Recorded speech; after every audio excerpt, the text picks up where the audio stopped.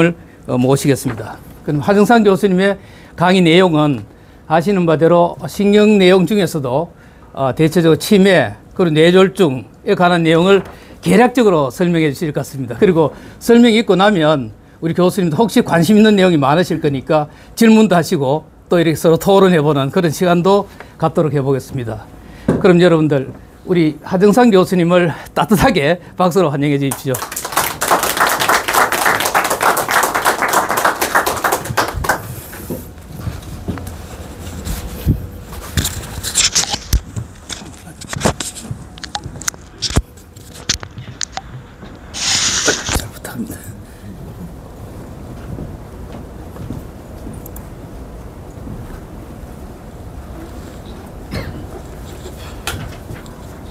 예, 방금 소개받은 하정상입니다.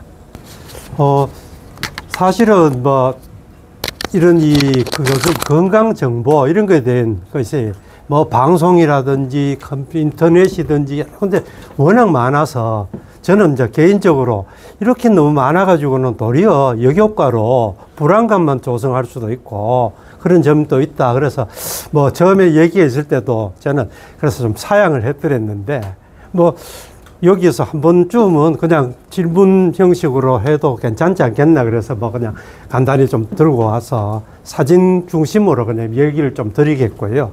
그래서 앞에는 이제 질의를 몇 개를 받아보니까 저희들이 또래 교수들 내에서도 같은 의과대학 교수 중에서도 도대체 신경과가 어떤 환자를 보냐는 얘기를 많이 합니다. 그런 것처럼 저희들 나라에서는 이 신경과 역사가 좀 서구라든지 동남아에 비해서도 굉장히 짧은 편입니다. 1982년도에 처음으로 학교가 이제 생겼습니다. 그래서 제가 서울 빼고는 그 밑으로는 이제 전공이 일로입니다. 예. 그래서 이제 이런 신경과학에 대해서 간단히 소개를 좀 드릴 거고요. 그 다음에는 이제 이 뇌졸중, 치매, 그래서 그쪽을 또 궁금해 하시길래 간략히 소개를 좀 하고 이렇게 또 나중에 또 시간이 되면은 질의를 좀 받도록 하겠습니다. 그래서 이 전체적으로 이 신경계의 이 질환을 다루는 게 이제 신경과입니다. 그래서 말로 이제 영어로는 뉴럴러지, 뉴로사이언스, 뉴로메디신 이런 식으로 얘기를 하는데요. 그래서 저희들 보면은 우선 이제 소개를 하면은 잘 아시겠지만은 신경계는 중추신경계, 말초신경계, 그 다음에 자율신경계도 여기에 들어가지만은 저희들이 또 따로 기능적으로는 자율신경계를 따로 또 분류를 할 수도 있습니다. 그래서 이제 중추신경 그러면은 제일 중심이 뇌고 그 밑으로 이제 이 척수 이것을 이제 중추신경계 그래서 거기에는 이제 이렇게 쭉 부위별로 명칭이 있는데요. 이 보면은 이제 대뇌에서는 이 앞표에 이제 전두엽, 그 다음에 두정엽, 측두엽, 그 다음에 후두엽, 이래가지고 그 부위마다 중요한 기능들을 다 가지기 때문에 어느 부위가 망가지느냐에 따라서 특징적인 증상들을 이제 일으키게 됩니다. 그래서 이 대뇌가, 그 다음에 여기에서 이제 이것이 뇌관, 이 밑으로 이제 척수가 연결이 되게 되는 겁니다. 그래서 그 척수에서부터 이렇게 나오는 부분이 이제 이 말초신경계가 되는데요. 그 부위는 또 이 부위별로 1번, 2번, 3번, 4번, 5번 이렇게 구획을 지어 놨는데요. 그 부위별로 또 특징적인 또 증상들을 야기를 하게 됩니다. 그래서 중추신경계, 말초신경계, 이 말단 부위가 이 근육 부위인데요. 이게 이제 우리가 엔드 오르간이 해당이 되는데요.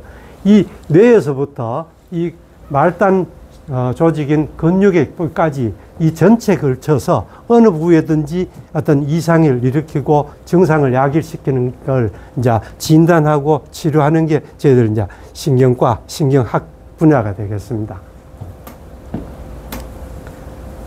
그래서 이제 보면은 이 각 부위별로 증상들이 독특한데요. 그러면은 그 증상을 일으키는 이 회로, 신경로가 다 다릅니다. 그래서 그런 뉴로 아나토미, 신경학적 해부학에 대한 또는 피지올로지, 생리학적인 이런 지식들을 이제 가지고 있어야 이 병변이 어느 부위에 있겠는지 이 국소를 로컬라이제이션 할 수 있습니다. 그래서 예를 들면 그게 어디 뇌의 어느 부위에 있겠다. 그러면은 그 다음에는 그 원인이 뭐겠느냐. 원인을 알아야 치료를 하겠죠. 그죠? 그래서 그 원인이 갑작스럽게 생겼다. 예를 들어서 마비가 갑자기 왔다. 이래서 굉장히 갑작스럽게 오는 병변 중에 이제 특징이 혈관의 병이 있게 되고, 그 다음에 경련이 있게 되고, 그 다음에 다치는 거. 이런 쪽이 굉장히 급박한 그런 증상들을 이제 야기를 하게 되고요. 그 다음에는 굉장히 이렇게 한 40대 이렇게 들어서 서서히 증상이 진행을 해 간다. 이러면 이제 우리가 말하는 퇴행성 질환. 그 다음에 서서히 이렇게 커져가는 어떤 종양계통. 이런 계통이 아니겠느냐. 근데 또 하나는 그러면서 갑자기 생기면서 열이 동반한다든지 이러면 열이 나면 여러분들 감염이죠. 그죠? 그래서 내 수막염, 뇌염 이런 쪽으로 이제 염증성 질환이겠다. 이렇게 또 병리를 찾아가서 거기 맞는 치료를 하고 이제 진단을 내리는 게 신경학에 해당이 되겠습니다. 그래서 먼저 이제 뇌졸중 또 잠시 소개를 하겠는데요. 뇌졸중은 방금 소개해드렸듯이 이 혈관 질환입니다. 그렇기 때문에 증상이 이 특징이 이제 갑자기 뜨끈 갑작스럽게 기능을 합니다. 아침에 일어나가지고 잘 자고 잘 먹고는 일어나서 화장실에 가서 양치질하다가 갑자기 양치를 칫솔을 떨어뜨리고 반신마비가 오고 말이 안 되고 이제 이런 때 이렇게 갑자기 오는 걸 여러분들 제일 먼저 이제 뇌졸중을 생각을 하게 되죠. 그죠? 그래서 이때 보면 종류가 두 가지인데 하나는 이제 막혔으면 뇌경색, 터졌으면 뇌출혈 이렇게 이제 얘기를 하게 됩니다. 그래서 막히는 걸 보면은 이렇게 혈관에서 점차적으로 이 노폐물이나 이런 게 끼어가지고 혈관벽이 손상이 오고 이래서 쌓여가게 됩니다. 그래서 혈관이 지나가는 이 길이 좁아지게 되는데요. 그래서 어느 정도 막혀버리면은 처음에 환자 오게 되면 CT를 찍게 되면은 별 거의 없습니다. 잘 보면 여기가 요 비해서는 약간 검게 나온 의심할 정도입니다. 근데 요런 이 물이 차 있는 이런 방이 사이즈가 이런 좀 눌려서 작죠. 그죠? 이런 쪽으로 조금 유출만 할 수 있습니다. 그래서 요즘 MRI를 바로 찍게 되면은 당장 몇 시간 내에도 이렇게 허옇게 이렇게 나오게 됩니다. 그래서 뇌경색일 때는 이제 저희들이 CT를 찍어서 출혈이 있나 없나, 그 다음에 이게 괜찮으면 MRI를 찍어서 경색이 있나 없나를 바로 확인을 하게 되고요. 그 다음에 여기 보면 이제 출혈이면은 바로 CT에서 허옇게 이렇게 나오게 됩니다. 그래서 이제 CT는 뇌출혈을 찾는데 더 좋고요. 뇌경색을 찾기 위해서는 MRI를 꼭 찍어야 되는 그런 게 있게 됩니다.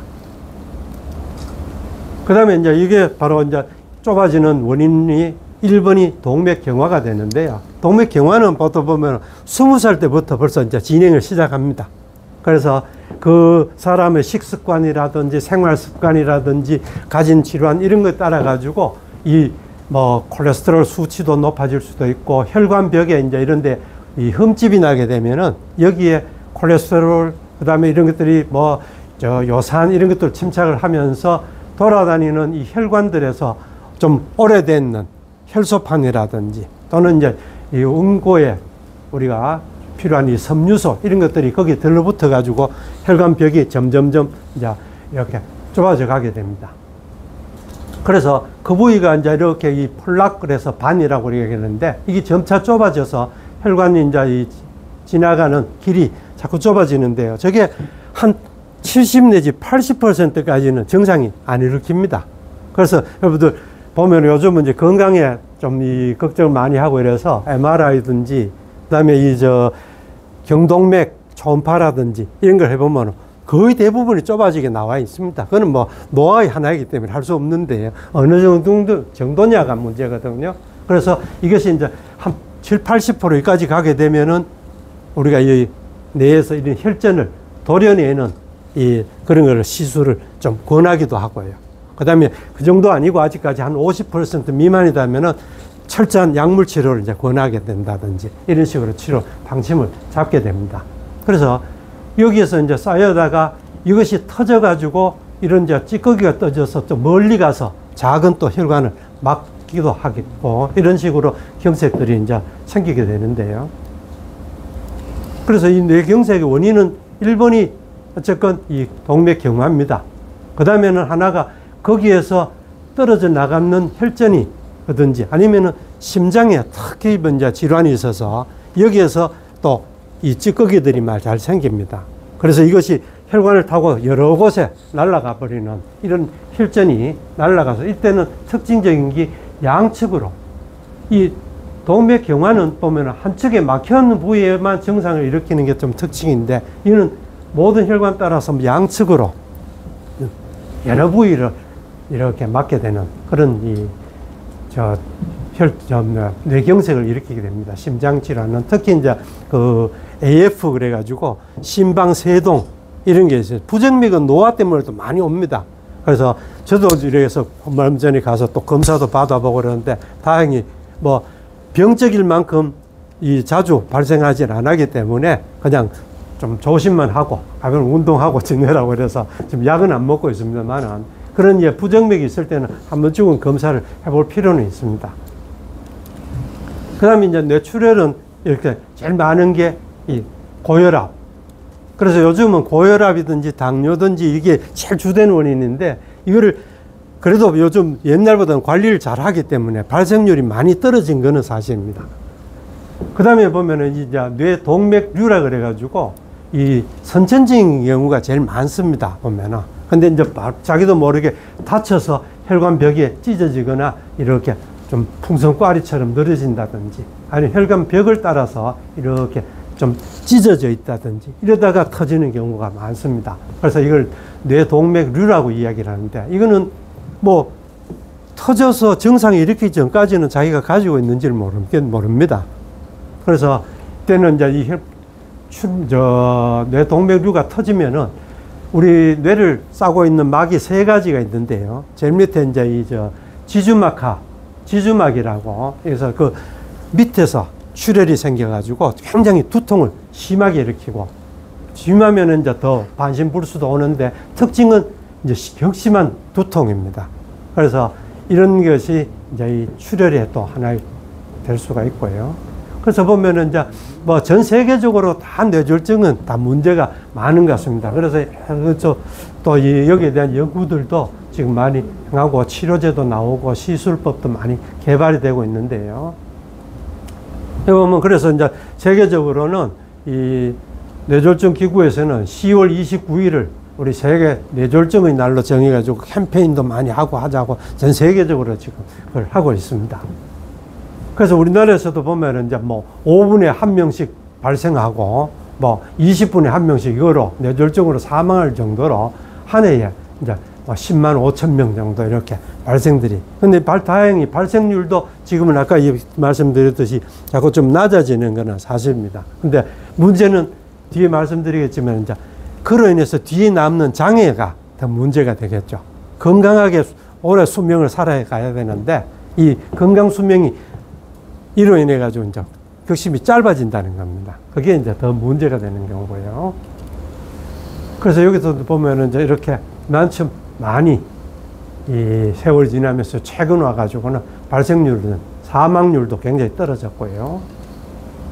근데 이제 아까 말씀드렸듯이 이제 장애가 있으면은 이렇게 55세, 64세에서 연구에서 보면은 건강 수명이 이만큼 거의 4년, 5년 사이 정도로 짧아지는.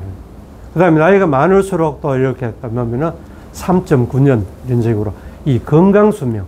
사람이 오래 살면서 건강을 가지고 이렇게 살아야 되는데 이런 건강 수명이 짧아진다는 겁니다. 그래서 이것을 이 건강한 노년을 지내고 이 장애를 안 가지기 위해서는 이게 좀 빨리 어떤 증상이 있을 때는 우선 응급실로 가서 빨리 바른 치료를 받고요. 그 다음에 이제 그 이후에 그런 이 2차, 3차적인 예방을 위해서 또 노력을 많이 해야 되겠죠. 그래서 이제 보면은 과거 요즘은 좀 아닙니다만은 옛날에는 보면 뭐 손발 저리고 시리고 뒷목 뻐근 얼굴 실룩 뭐 이러면 다 그만 중풍 이래가지고 근데 이 감별의 경우는 굉장히 많습니다. 그래서 어쨌건 이런 증상들이 뭐 일시적으로 할 때도 마찬가지지만은 자주 보이거나 불편할 때는 신경과적으로 해서 원인을 바로 찾는 걸 권하고요. 대개 보면은 이쪽에 이런 경우일 때가 뇌졸중이 아닌 경우가 많습니다. 그래서 꼭 감별을 좀 해줘야 되고요. 그래서 이제 특징적인 그런 이 뇌졸중 증상을 소개를 하면은 아까도 강조를 한 게 뭐든지 갑자기입니다. 멀쩡하다가 그래서 갑자기 말을 못하고 갑자기 말이 어두워지고 갑자기 한쪽으로 수족에 힘이 빠지는 경우. 그래서 이제 보면은 이제 우리가 몸에 전체적으로 이 반신불수 뭐 이런 말을 많이 하는데 특히 그 중에서 이제 안면에 또 마비가 잘 오는데 여러분들 안면마비 그러면은 우리가 구안화사, 와사풍 하는 이런 거하고 이제 감별을 해야 됩니다. 그래서 그 경우에는 이 뇌 안에가 아니고 뇌에서 빠져나오는 말초신경에 해당되는 안면신경에 염증이 생겨서 오는 경우가 많습니다. 저희들 귀 뒤쪽에요, 또 말은 이제 단단한 뼈가 있는데요. 그 사이에 이제 동굴이 있습니다. 신경이 빠져나오는. 그리고 그 안에서 이 염증이 주로 바이러스성이라고 이제 주로 이제 생각을 하고 있는데요. 거기에서 염증이 생겨서 나오는 말초성 이 안면신경 마비, 이거를 이제 구안화사 또는 이제 안면신경 마비, 벨마비 이런 식으로 얘기를 하게 됩니다. 그래서 감별을 할 때 보면 저희들이 보면 이제 여기 이 안면에서 전체적으로 이렇게 반쪽이 해서 눈도 안 감기게 되고 입도 이렇게 하면은 반대편으로 돌아가고 그 다음에 이마에 주름살도 이렇게 위로 뒤집어버리면 한쪽이 안 지어집니다. 그래서 그런 식으로 이제 알게 되는데 이 구안화사라고 하는 이 말초신경성일 때는 여기에 이마에도 주름살이 잘 안 지어지는데 입은 돌아가는데 이 이마는 괜찮다 그러면은 이 뇌졸중 내지 뇌의 이상으로 생각을 해야 됩니다. 왜냐하면은 이 말초신경 중에 안면신경의 이 브랜치 중에서 이마로 가는 신경은 양측에서 같이 이렇게 도와줍니다. 그렇기 때문에 한쪽이 마비가 돼도 이 이마의 주름살은 동일하게 다 잘 지을 수 있다는 겁니다. 그래서 이런 안면마비, 그 다음에 이제 이런 이 반신마비, 얼굴이든지 팔이든지 다리든지 이런 식으로 한쪽만 올 수도 있고 전체적으로 포함해서 다 올 수도 있고요. 그래서 이런 반신마비, 그래서 이제 이 자가 진단은 뭐 약불 이렇게 들고 좀 있어 보면 힘이 없어서 이렇게 떨어지는 경우도 있고 특히 보면 이제 이렇게 손등을 보다도 손바닥을 위로 평평하게 하면은 굉장히 경미할 때는 우리는 이렇게 나란히 할 수 있는데 경미할 때는 어떻게 보면 이래 있어 보면 요 손이 약간 이렇게 돌아갑니다. 요거는 이제 우리가 환자를 볼 때 굉장히 경미한 마비도 찾아낼 때 이제 그런 식으로 하는 경우가 있고요. 그 다음에 이제 양쪽을 뭐 이렇게 지어 볼 때 힘이 뭐 덜 들어간다. 이런 쪽으로 자가 진단을 할 수 있다는 겁니다. 그래서 그런 이제 이 반신마비, 이제 운동장애죠. 그 외에 이제 언어장애입니다. 갑자기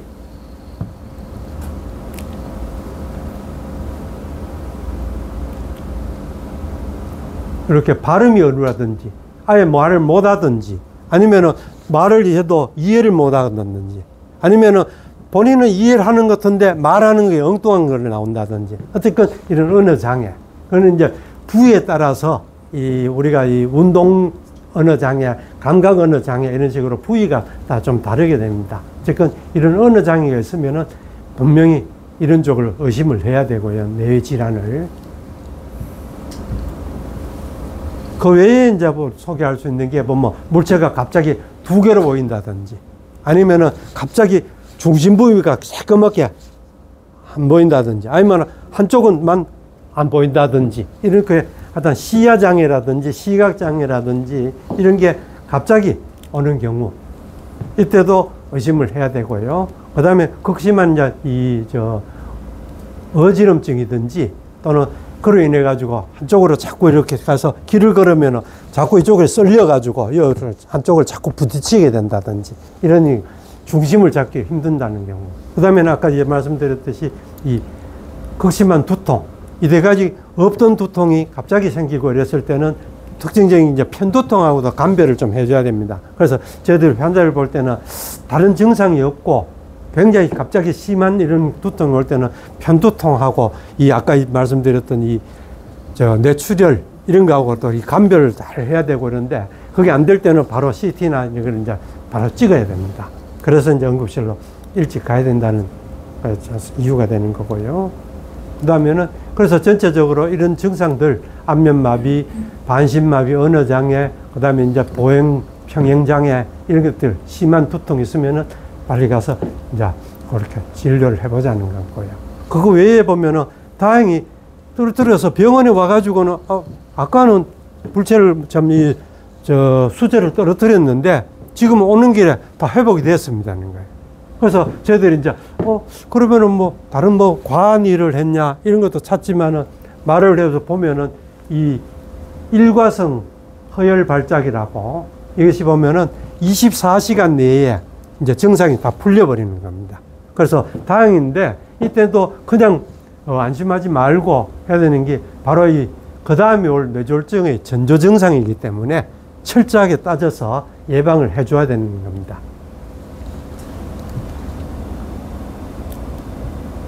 그래서 이제 제일 중요한 게 이제 어떤 이런 거에 대해 가지고 너무 이 불안감 가지 말고 자기 어떤 위험 요소, 혈압이든지 당뇨든지 그다음에 고지혈증이든지 심장 이랬으면은 그걸 따라서 약물 치료든지 이런 걸 잘 해주면서 긍정적인 그런 삶을 이렇게 살아가야 되는데요. 그래서 이제 예방이 이제 제일 거기서 중요하죠. 그래서 저희들이 보면은 이제 의학적인 면에서 보면은 1차, 2차, 3차 이런 식으로 예방 이야기를 하는데 어쨌든 일본에는 이런 혈압이든지 당뇨든지 이런 위험 인자가 안 생기도록 처음부터 예방을 잘 해야 되는 거고요.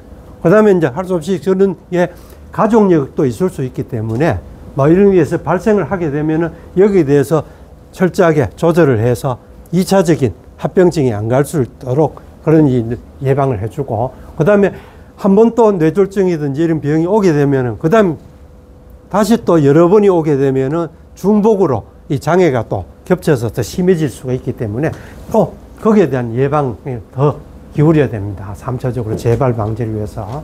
그래서 이런 이 위험 인자들을 알아야 돼서 거기에 대해 가지고 정기적으로 꼭 조절을 잘 하고요. 식사가 굉장히 중요합니다. 항상 보면 요즘도 여기 관심사가 굉장히 많죠. 수명도 길고 그거를 건강하게 살기 위해서는 어떻게 해야 되냐. 이 식습관이 굉장히 중요한 것 같아요. 그래서 요즘들은 너무 잘 먹어서 오는 병들이죠. 전부 보면은. 예. 그래서 거기에 이제 좋은 음식들을 골고루 그래야만이 이런 이 질병들에도 안 걸릴 뿐더러 여러 필요한 영양소를 골고루 가질 수가 있는데 또 어떤 때는 보면은 뭐가 좋다 그러면 그거를만 철저히 매달리는데 어느 음식이든지 100% 좋은 건 없습니다. 그래서 그건 너무 과하면은 그쪽에만 몰리면서 다른 또 영양소는 또 결핍을 야기하게 되기 때문에 항상 골고루 먹어야 되는데 그 중에 이제 꼭 들어가면 좋은 것들이 이제 이 과일, 야채, 생선 종류, 저염식을 꼭 해야 되고요. 그 다음에 이제 현미, 귀리, 그죠? 이런 같은 이 통곡물, 정제된 그런 거 말고 그런 것들을 권하는 거예요. 그 다음에 이제 반드시 이렇게 이제 이 운동을 하고 해야 되는데 여기서 보면은 이런 운동이라든지 아니면은 어디 나가서 할 수 있으면은 많이 움직이고 또 이렇게 참여를 많이 하는 그런 이제 긍정적인 마인드도 굉장히 중요한 것 같아요. 이거는 꼭 뇌졸중뿐이 아니라 모든 질환의 1번인 것 같고 건강 수명을 유지하는 데 1번인 것 같습니다. 그래서 여담으로 보면 이제 제가 한번은 과거에 그 후배 부친이 이제 돌아가셔가지고 그 집에 갔던 애인데 그 어른분이 이제 이 교장 선생님으로 계시다가 정년퇴임을 하셨어요. 그래가지고 계시다가 한 70 중반쯤 돼서 이제 그 사모님 돌아가셨어요. 근데 그 뒤에 딱 1년 만에 이제 이 부친이 또 돌아가셨어요. 자식들한테 기대지도 안 하고 혼자 이래 아파트 사시고 이러면서. 그래서 거길 갔더니 그때 후배가 얘기하는 게 유품을 이렇게 정리를 하다가 흐름한 이제 수첩을 하나 발견을 했는데 거기 뭐 전화번호도 적혀 있고 옛날에 뭐 다 하나씩 그런 거 가지고 다녔지 않습니까? 근데 제일 앞에 그 교장선생님께서 그 써놓는 세 문구가 있더랍니다. 거기 보면은 something to do, somewhere to go, someone to love 이렇게 딱 적혀 있더라는 얘기를 하더라고요. 그래서 저는 그게 지금도 이렇게 굉장히 야 정말 맞는 말이다. 그래서 뭔가를 항상 하려고 노력을 하고 어디든지 가서 어울려서 이내는 그런 곳을 만들고 그 다음에 이제 어디든지 이렇게 옆에 배우자든지 이래서 있을 동안에는 뭐 다툼도 일종의 뭐 사랑 종류면 좋겠지만은 예 아기자기하게 맛있는 것도 먹고 다니고 이런 세 가지 그게 이렇게 적어놨다 하는 그게 있어서 아직도 상당히 그게 임프레시브하게 좀 가지고 있는데요. 그래서 어쨌건 예, 어디 있는지 가서 같이 이렇게 운동도 하고 뭐 구경도 하고 또 요즘 보면은 뭐 굉장히 뭐 땀날 정도로 막 과한 운동도 권하고 이러는데 그런 나이에 맞춰서 아마 해야 될 것 같아요. 근데 어쨌건 저는 이제 환자분들 연세 있는 분들 오면은 최소한 하루에 한 20-30분 최소한 20-30분 정도 걸을 정도의 운동은 매일 좀 하시라고 가만히 집에 계시지 말고 그 정도는 이제 최소한으로 좀 권합니다. 그래서 뭐 어떤 분은 뭐 하루에 뭐 2만 보씩 걸어도 괜찮은 분도 있고 어떤 분은 5,000분만 걸어도 뭐 하려는 분도 있는데 꾸준한 게 좋은 것 같습니다. 그래서 이제 요즘은 그러지만은 이 금연, 그래서 담배가 항상 이제 뒤에 가는 이 술하고도 마찬가지고요. 그래서 요즘은 또 이 대기 오염이 어떤 질환이든지 다 만병의 근원이 되기 때문에 특히 그 중에서 초미세먼지 지금부터 또 시작을 하는 것 같아요. 그래서 항상 이 마스크도 밖에 나가실 때는 잘 착용하시는 걸 권하고 싶습니다. 그래서 예, 금도 적당히 어울려서 좋은 건 좋은데 이제 과음은 좀 피하라는 겁니다. 그래서 뇌졸중 또 치료에도 보면 과거 손을 이렇게 이거인 줄 모르고 딴다든지 그냥 주무른다든지 우왕청심만 먹이고 이러는 건데 이런 것을 하지 말자는 거죠. 그래서 보면은 이제 그 어떤 환자는 뭐 의식이 없고 뭐 이럴 때는 그렇게 물을 먹인다든지 뭐 이래 하다가는 잘못하면 이게 기도로 가가지고 도리어 질식 내지 폐렴 이런 걸 또 유발할 수 있기 때문에 절대 금기인 거고요. 그래서 이제 즉시 치료는 하여튼 빨리 가자. 우리 교에서는 응급실로. 그리고 그때는 요즘 보면 이제 약제들도 많이 개발이 돼서 그 4시간 뭐 이렇게 골든타임 이래서 바로 오는 경우 요즘은 자꾸 많이 늡니다. 그래서 우리 보면 그 스트로크를 하는 교수들이 상당히 애를 먹어요. 새벽에도 항상 쫓아 나와야 되고 또 신기한 게 이런 뇌졸중뿐 아니라 이런 병들이 보면은 전부 저녁에 발생을 잘 합니다. 그래서 응급실이 저녁에 있다 보면은 낮에는 잘 돌아갔는데 물론 외래도 있어서 그렇지만은 어떤 이 급한 병은 꼭 저녁에 잘 생겨요. 그래서 저녁에 막 잠도 못 자고 나와가지고 혈관 뚫는다고 뭐 이래서 우리 그 교수들이 지금 우리 교에서는 이준 교수, 권두혁 교수 두 사람이 이 뇌졸중을 맡고 하고 있는데 상당히 지금 애를 먹고 있습니다. 그래서 어쨌든 요즘은 이런 것들이 많이 발달을 해가지고 약제뿐이 아니라 그 다음에 이 막힌 혈관을 직접 그 안에다가 카스타를 넣어가지고 이런 이 그물망처럼 돼 있는 걸 해가지고 혈전을 끌어내는 그런 시술도 해가지고 바로 예, 이 혈관을 개통시켜주고 하는 그런 시술도 많이 발전이 되어 있습니다. 그래서 이제 이런 치료도 뭐 이렇게 하시고, 그 다음에 급성기 때는 아까도 이야기했지만은 이 4시간 안에는 바로 가도록 권하고 있고요.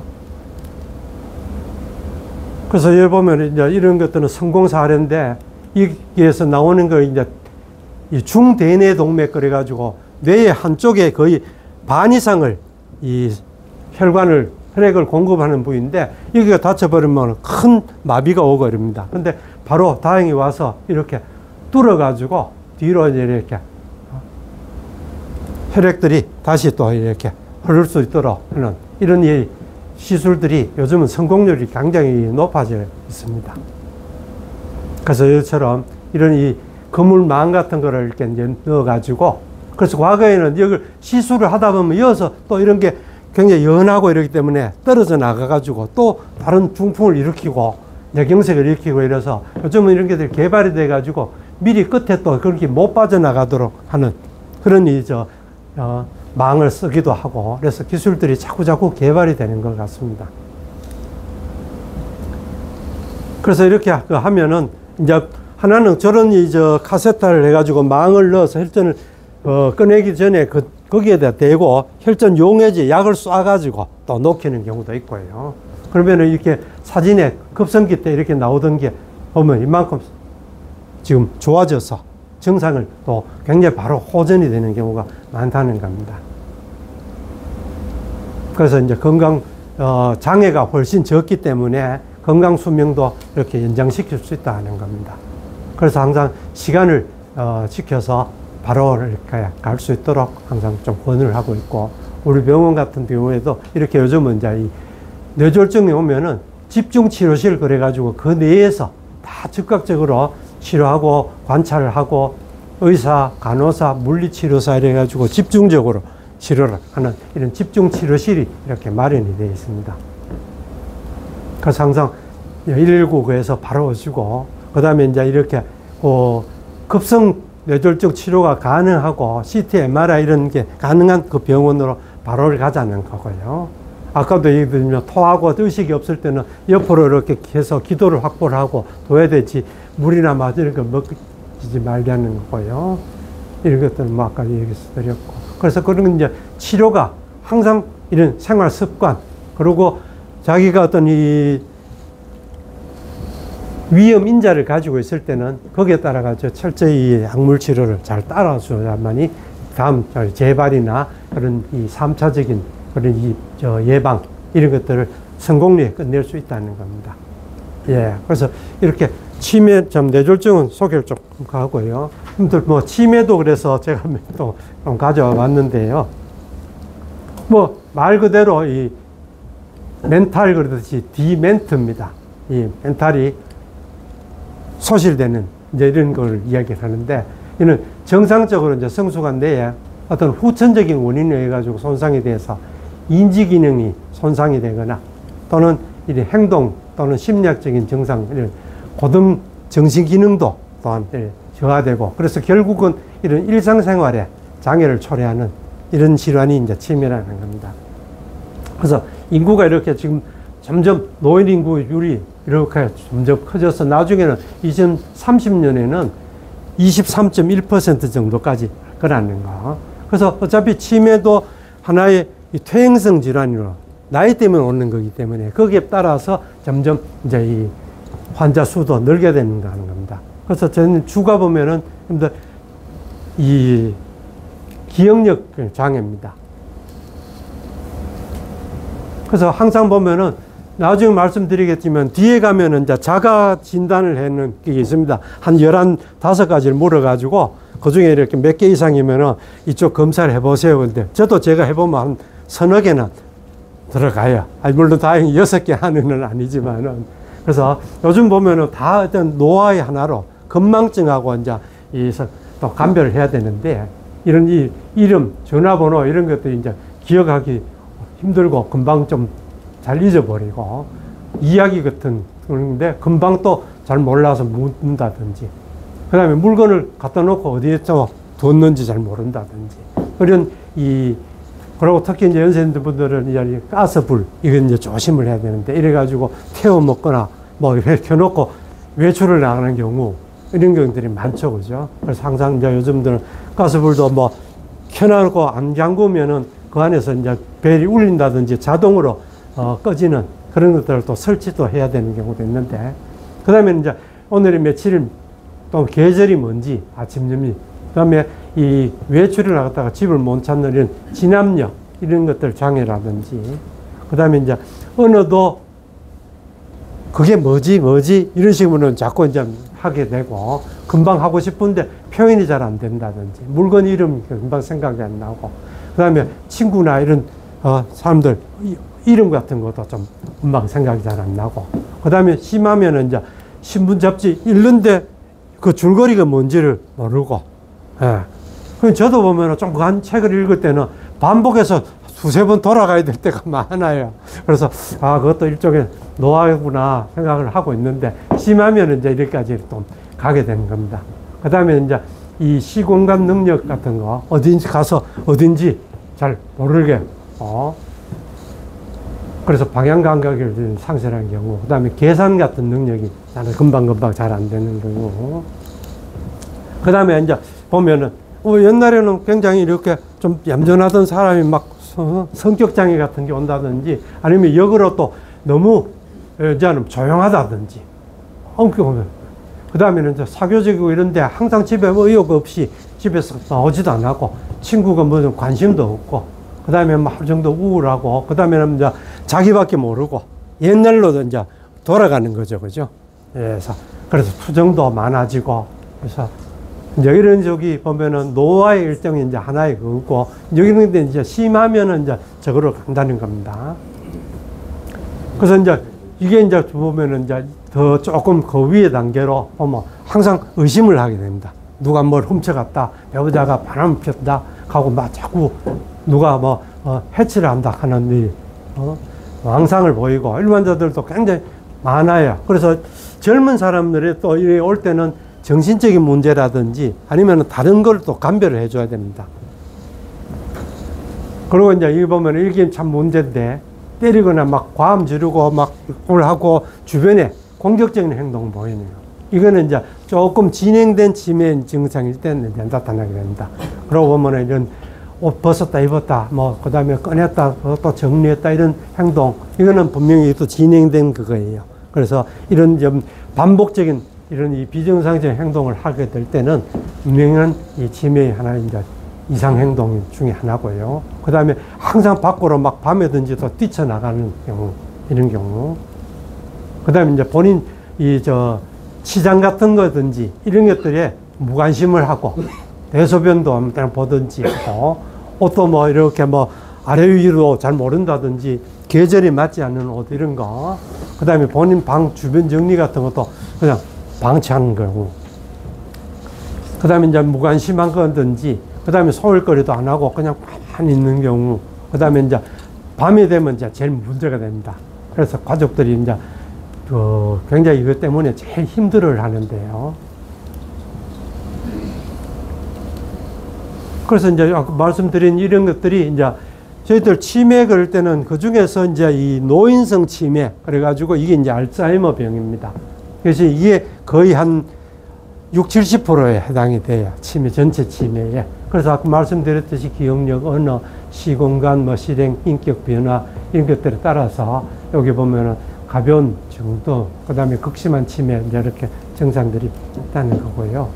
그 다음에 이제 항상 그 한 게, 저도 지금 이래 보면은, 아, 내가 건망증이 이제 자꾸 해지는구나 하고 이제 인지를 하는데, 왜냐면, 이게 금방 기억이 안 나고, 방에 들어가서도 저쪽 방에 가면, 내가 여기 왜 왔지? 근데 차이가 거기서 가만히 생각해 보면 기억이 나게 됩니다. 아, 그게 이제 저는 아직까지 기억력이 이 건망증 단계. 이제 이제 이거는 아예 모르고, 뭐 전화를 해서 또 누가 친구가 야, 너 오늘, 골프 치기로 안 했나? 그러면, 아, 맞다. 참 내가 깜빡했다. 지금 아직 이제 일어나 갈게. 이거는 이제 여기 해당이 되는데, 언제 이렇게 했노? 나 들은 적 없다. 이제 이거 가면은 이쪽으로 꼭 가보라고 권해야 됩니다. 예. 그래서 나중에도 기억 안 나고, 글 이제 이해도 점점 못 하든지, 스스로 돌보는 것도 안 되고, 이런 것들이 단계가 보면은, 요 건망증과 알츠하이머 그 사이에 보면 이제 또 경도 인지 기능 장애, 그래서 그 중간 단계가 있긴 있습니다. 근데 지금은 보면은 이거는 진짜 전적인 이 노화기 때문에 자기가 집중적으로 뭐 이렇게 노력을 해서 반복적인 거, 그 다음에 단순화를 시켜야 되고, 항상 저희들이 보면 나중에 이제 될 때는 이것저것 다 하지 마라 겁니다. 환자분들 와서 이 건망증만 가지고도 이 좀 세심한 분들은 막 바로 치매를 걱정해가지고, 치매를 걱정하면 증상이 더해지거든요. 그래서 그럴 경우 때는 이제 저희들이 조금 더 좀 뭐랄까 안정도 시켜주고, 이 확신을 그건 절대 아니다고 이제 확신도 시켜주고 하는데, 그때 보면은 권하는 게 단순화하라는 겁니다. 자기가 꼭 필요한 뭐 예를 들면 계좌번호, 어디 금고 비밀번호, 가족들 또 제사 지내면 제사, 이거 몇 가지 말고 나머지 다른 세부적인 그걸 다 기억하려고 그러면은 그마저도 날아가 버린다. 그렇기 때문에 단순화하고, 그 다음에 집에 내에서도 원래 있던 가구들은 제자리에 있지만은 단순화하고, 그래서 주변들을 그렇게 좀 해가야 되는 겁니다. 그래서 저희들이 이제 치매 진단에는 환자 이제 병력을 쭉 들어보고 그 전에 성격이나 평소에 어땠는지, 뭐를 했는지 이런 걸 다 하고요. 그 다음에 이제 진찰을 해서 우리가 이제 저희들이 보면 이 진찰을 하는 게 모든 이 병들의 모든 과에서 굉장히 중요해요. 그게 거의 한 60~70% 진단을 하는데 필요합니다. 거기에서 이 병은 어떤 쪽이겠다. 그래가지고 그 다음에 이제 거기에 대한 검사를 시행해서 확진을 하게 되는데, 우리 신경과는 이 회로가 다 있기 때문에 이 증상이 나오면은 여기 길에 어디에 이상이 있다. 그 다음에 이 증상은 이 회로에 이상이 있다. 그러면 중복되는 부위가 병변 부위입니다. 그래서 그런 식으로 찾아를 내야 되기 때문에 이게 굉장히 중요하고요. 시간도 많이 걸립니다. 그래서 다른 누에서는 병원에 오면은 처음에 이렇게 진찰력 해가지고 봤는데, 그 다음에 우리는 오면은 신경과는 이 신경학적 검진피가 또 따로 있습니다.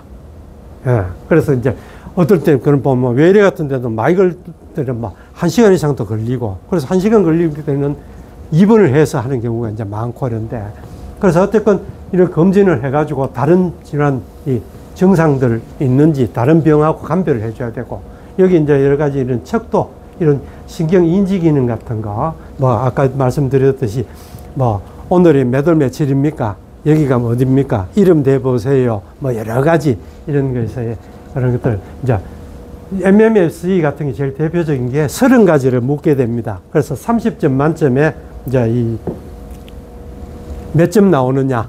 그래가지고 대개 보면은 저희들이 이제 한 23점 밑으로는 조금 의심을 해보고, 한 8, 9점 밑으로는 조금 확실한 이제 치매다. 이런 식으로 이제 진단도 하게 됩니다. 그래서 아까 말씀드렸듯이 건망증하고 그 사이에 경도 인지 기능 장애 해가지고 본인이 내가 자꾸 기억력이 없다고 호소를 합니다. 그래서 여기서 잠깐 또 그러면은 이런 건망증이든지 경도 인지 기능 장애 이런 데서는 보면은 내가 요즘 진짜 자꾸 기억이 못해. 치매 아닌가? 이런 이야기도 자주 하게 되는데, 진짜 치매는 그 이야기를 꺼내면 화부터 내고 절대 자기가 부정을 합니다. 그래서 옆에서는 봐서 이상한데 자꾸 그걸 화를 내고 부정을 하고 자기는 멀쩡하다고 하는 분은 꼭 치매를 의심을 꼭 해봐야 됩니다. 예. 그래서 주관적으로 자기가 기억력 장애 있다고 그러는데, 또 옆에서 보자고 또 보면은 전에보다는 깜빡깜빡 잘 한다고 그래요. 그런데 그러고 심리 검사 이런 걸 해보면은 점수가 이상은 있어요. 근데 아까처럼 점수가 한 20, 한 6, 7점 이런 정도 이렇게 나오게 됩니다. 그리고 일상생활 뭐 정신기능 이런 거는 다 괜찮고요. 그 다음에 요 중간 단계에 있는데, 이에서는 이제 뭐 뇌 기능 개선제라든지 아니면은 우울증 때문에도 또 오는 경우가 많아요. 그러면 이제 우울증을 치료를 해주고, 어떤 약물 치료가 좀 필요할 때도 있고, 제 같은 경우에는 이제 그런 분들은 보면은 조금 이 확신을 좀 심어주고 불안감을 덜어주는 게 굉장히 치료에 좋은 것 같아요. 그래서 여기 보면은 요게 이제 저희들이 뜻이 이제 그냥 건망증 그거죠. 근데 여기서 보면 이제 알츠하이머는 이어서부터 점점점 이렇게 인지기능이 저하가 되는데, 요 중간에가 경도 인지기능 장애고, 이게 이제 그냥 뭐 갈 수도 있는데 다음에 확실한 어떤 이 알츠하이머로 넘어가는 경우도 있다는 겁니다. 그래서 이제 치료가 중요한 게, 이렇게 치료를 안 하면 이런 코스로 바로 초기 중기로 넘어가서 바로 심하게 되는데, 이 치료를 하면은 이런 코스를 그려서 이제 조금 딜레이 시켜줄 수 있다는 겁니다. 그래서 중간에 이렇게 또 포기를 해도 보면은 또 갑자기 조금 나빠지는 경우, 이런 경우도 있게 되어 있고요. 그래서 이제 그런 이 알츠하이머 치매가 거의 한 70% 되고요. 그 그 다음에 나머지 중에서 한 반 정도가 이 혈관성 치매, 그래서 대개 이제 이 뇌경색 이런 것들이 여러 군데 오다든지 또는 한 군데만 왔는데도 이런 치매 증상이 나오는 경우가 있습니다. 그래서 이 단발 허혈병소, 그래서 이거는 이제 우리가 그 말로 스트레지 그래가지고 전략성 이 허혈 경색 치매 이런 식으로 붙입니다. 그래서 뇌경색이 이런 부위에 이제 어떤 부위에 오면은 마비든지 이런 건 없는데 진짜 갑자기 뭐 동어점을 싼다든지 행동 장애를 일으킨다든지 또는 뭐 누군지를 못 알아본다든지 이런 이 치매 증상을 일으키는 이런 회사 또 올 수도 있고요. 그 다음에 이제 뇌에 이곳저곳 다발성으로 이거는 이제 되게 카다실, 그래서 요즘 조금 몇 년부터 굉장히 각광인데 젊은 친구 물론 뭐 한 3, 40대 이때 좀 많은데 길게는 뭐 60대 중반까지도 조금 올 수 있다고 합니다. 이제 그래서 이제 유전성으로 이래 젊은 나이에 이 뇌혈관 같은 것들이 좁아져가 이것저것 이제 이래서 피질 하에 뇌의 피질 부위의 밑에 부분에 이것저것의 경색을 일으켜 가지고 치매로 갖는다는 겁니다.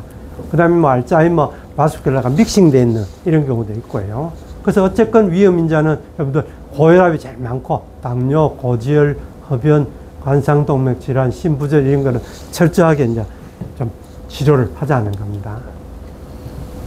그래서 알츠하이머는 뭐 아까 말씀드렸듯이 뭐 다 겁니다. 갑자기 생기고 이렇게 혈관성 알츠하이머보다는 이쪽이 더 의심이 되는 경우는 그래서 갑작스럽게 온다든지 그런 이 위험 요소가 있거나 과거에 뇌졸중이 한번 왔다든지 뭐 이런 경우, 그 다음에 CT나 MR을 찍어 보니까 거기에서 이것저것에 경색 소견이 보이고 이런 경우일 때는 이 바스큘라 디멘티아 이렇게 혈관성 치매로 일 가능성이 더 많다는 겁니다. 그래서 이제 혈관성 치매의 치료는 위험 요소 제거가 제일 주고요. 그 다음에 이제 한번 왔으면은 항혈소판 응집제든지 아스피린 같은 게 이제 여기서 특징입니다. 그 다음에 항응고제, 그 다음에 말씀드렸듯이 경동맥이 좁아져 있는 거에서 이걸 도려내는 이런 수술, 그 다음에 재활치료, 그 다음에 행동치료, 그래서 보면 수면장애, 그 다음에 이어서도 보면 이제 수면이 이야기 나오는데 항상 이 보면은 이 수면이 보면은 모든 병에 직접은 아닌데 간접적으로 다 영향을 좀 미칠 수 있다고 되어 있습니다. 그래서 이게 있으면 이로 인해 가지고 또 약물을 많이 쓰게 되면은 그로 인한 그 약물이 또한 이 기억력 장애라든지 이런 장애들을 좀 일으킬 수 있는 원인이 또 된다고 되어 있습니다. 그래서 치매 예방을 위해서는 뭐 말씀드렸듯이 이런 하여튼 여러 가지 위험 요소를 철저히 잘 제거를 하고요. 꼭 이 긍정적인 마인드를 가지고 그 다음에 우울증이 있으면은 요즘들은 또 약들이 굉장히 잘 나옵니다. 그 다음에 운동, 그 다음에 담배, 흡연이나 과음은 절대 금물이고, 그 다음에 이제 일, 취미 활동, 이런 것들을 꼭 하자는 거죠. 그래서 이제 그 외에 보면은 뭐 이 식생활도 다시 나오지만은 과식 피하고 체중 항상 유지를 하든지 하고, 이 보면은 저는 이제 연세가 좀 든 분들은 그래도 어느 정도 이거를 좀 유지를 하라고 그럽니다. 너무, 그래서 체중을 빼지 말고요. 그리고 저지방 식사, 그 다음에 육류 이런 것들은 조금 더 좀 될 수 있는 대로 좀 피하고, 권하는 것들이 이제 이런 종류, 채소, 과일, 이런 거. 그리고 이제 보면은 연세가 들면은 지금은 뭐 영양제 한두 가지는 뭐 드세요. 아니면 꼭 드세요. 이렇게 권하기도 합니다.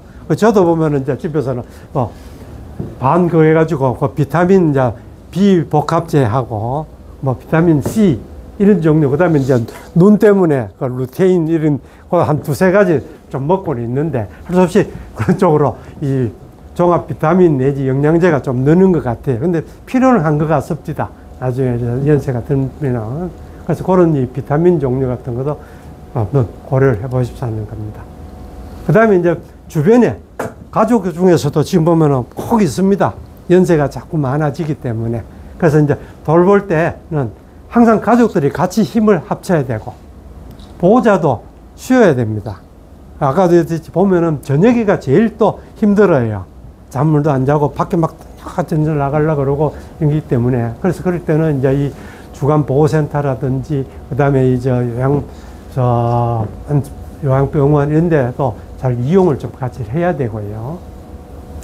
그다음에 이제 규칙적으로 운동을 시키고 그다음에 햇빛 같은 데 밖에서 많이 쏘이도록 하고 여기 이제 비타민 보면은 비타민 D가 보통 보면은 여자분들 특히 골다공증 이런 거에 근데 이 비타민 D가 또 이 저 기억력이라든지 뇌기능 개선 이런 거에 또 같이 효과를 보여요. 그래서 이 햇빛을 봐서 이러면은 비타민 D가 많이 생성이 되기 때문에 그리고 골고루 그런 이 함유된 음식들을 골고루 섭취를 하면은 좋아지겠죠. 그죠? 그리고 항상 이 환자가 이런 이 증상을 보일 때 너무 과도하게 막 윽박지르든지 하지 말고 환자를 자존심도 좀 살려줘야 되고요. 그리고 처음에는 그걸 받아주고 나서 그 다음에 아까 이런 말 했지 않느냐 이런 식으로 이제 타이를 쪽으로 좀 가지 않는 상태다. 그래서 이제 항상 했지만 생활에 변화는 크게 안 주는 대신에 조금 심플리파이 해야 할 필요가 있고요. 그 다음에 뭔가를 가만 하지 말고 하는 게 아니라 어떤 소일거리를 할 수 있는 일들을 작은 거를 이렇게 맡겨주자는 거죠. 그리고 자존심을 최대한 지켜주고 물건 같은 거 숨기는 거 이런 거에서는 어떤 지키 같은 것도 좀 단순화하자는 겁니다. 그리고 밖으로 막 나가고 이런 것들은 경험 정도 많이 진행된 상태라서 약물로 조금 조정 가능하지만은 힘든 경우가 많아요. 그래서 문에 뭐 종을 달든지 요즘 보면은 다 이제 네임 태그 같은 걸 해가지고 그 다음에는 이제 뭐 약 같은 거를 할 때 꼭 상의를 해서 하고 그 다음에 보면은 이제 요즘은 이제 저희들도 신경과 영역에서 말기에 가면은 제일 힘든 게 아까 보자면 폭력적인 거라든지 욕을 한다든지 이 행동 장애 밖으로 튀쳐나간다든지 막 이런 거는 이 정신과적으로 또 치료를 해야 됩니다. 그래서 정신과하고 또 코업을 해가지고 그러는데 그런 또 약제들이 이 개발이 돼서 좀 캄다운 시켜주는 인쪽들이 약들이 많이 나올 수가 있어요. 과거는 보면은 막 좀 감들처럼 이 요양병원 같은 데는 막 그냥 묶어놓고 막 저것만 하고 그래서 뭐 수면제만 주고 막 이럴 거 근데 요즘 또 그런 것들을 조절할 수 있는 약제들도 잘 나오기 때문에 그런 이 정신과 의사라든지 신경과 의사하고 상의를 해서 그것도 약 선택도 잘 그렇게 좀 해야 됩니다. 그 다음 뭐 혈관성 심해는 아까 뭐 쭉 다 말씀드렸는 거고요. 그래서 이게 이제 제가 얘기 드렸듯이 마지막으로 저거 삼아 보면은 여기 이제 이렇게 기억력에 문제가 좀 있는 것 같습니까? 10년 전 비해 좀 저하된 것 같습니까? 다른 사람에 비해 좀 나쁘다고 생각합니까? 뭐 일상생활에 그래서 이 밑으로 보면 일상생활의 느낌 정도는 아닌데 이후에 그거는 조금 좀 의심이 된 듯하고 그 다음에 뭐 최근 이런 건 아직 괜찮은 것 같은데 아까 말씀드렸죠. 어제 뭐 극장 갔다 왔는데 뭐 어디 갔다 왔는지 물어도 모르겠다. 이제 이런 식으로 에피소드를 그런 거는 이제 장기 옛날 거를 기억을 잘 못하는 거고 금방 예를 들어서 얘기를 해주고 숫자를 얘기해 준 거를 금방 따라하는 거. 그래서 그건 단기 기억인데 그거는 이거 보면 이제 이쪽에 좀 들어가는데 이게 이제 심하면은 여기에서도 같이 갈 수도 있어요. 그래서 어쨌건 이런 이 에피소드가 이름이 안 나든지 친한 사람 이름 기억하기 어렵다든지 물건도 어디 둔지 잘 어렵다든지 그래서 이것도 연세 든 분들은 그 다음에 이제 보면 왜 전부 저 매트리스 밑에라든지 뭐 냉장고 밑에 이래서 얼마 전에는 제주도에서 누가 저 중고 냉장고를 하나 샀는데 그 밑에 돈이 그 안에서 뭐 500만 원인가 나와가지고 할머니들이 전부 거기에 이제 이렇게 숨겨두고 그래서 그런 거를 꼭 항상 뒀던 곳에 이렇게 둬야 되지 새로운 곳에 자꾸 기억 그런 거 보면 와 비상금 어디에 엉뚱한 데 뒀다가는 한 줄 모르고 나중에 그냥 날아가는 경우도 있고 그런데 나이가 들수록은 조금 친근한 쪽 이런 데에 그냥 좀 두고 그러니까 관리를 해야 될 것 같고 그 다음에 길 잃은 적 있냐 그 다음에 가게에서 두세 가지 물건 찾아가고 이름을 뭐 잘 모르고 그 다음에 가스불 전기불 이런 거 잘 안 끄는 적이 있냐 그 다음에 자주 사용하는 뭐 주변에 이런 이 전화번호 이거는 참 보면 그래요. 저만 해도 요즘 그냥 요 휴대폰을 뭐 믿어버리니까 외울 생각을 안 하죠. 예. 그리고 어떨 때는 가서 제 전화번호를 물어도 금방 답을 못 하는 경우가 있고 하는데, 그래서 요즘 또 현대 기구들이 좀 좋은 점도 있지만 안 점도 있는 것 같고요. 그래서 이런 것들이 이제 그런 자가 진단을 한번 해보라고 이렇게 나와가 있는 것 같습니다. 요즘은 뭐 보건소나 60세 이상이면 또 무료로 이렇게 해주는 거 이러니까 주변에 이제 그런 분들이 있으면 한 번쯤 이렇게 그걸 해서 너무 뭐 항상 마지막을 주셔야지만 뭐 불안해 하실 건 없고 항상 긍정적인 마인드로 이렇게 뭔가 할 일을 갖추면서 그렇게 생활하시면 아마 좋을 것 같습니다. 예, 수 없이 말씀 마치겠습니다.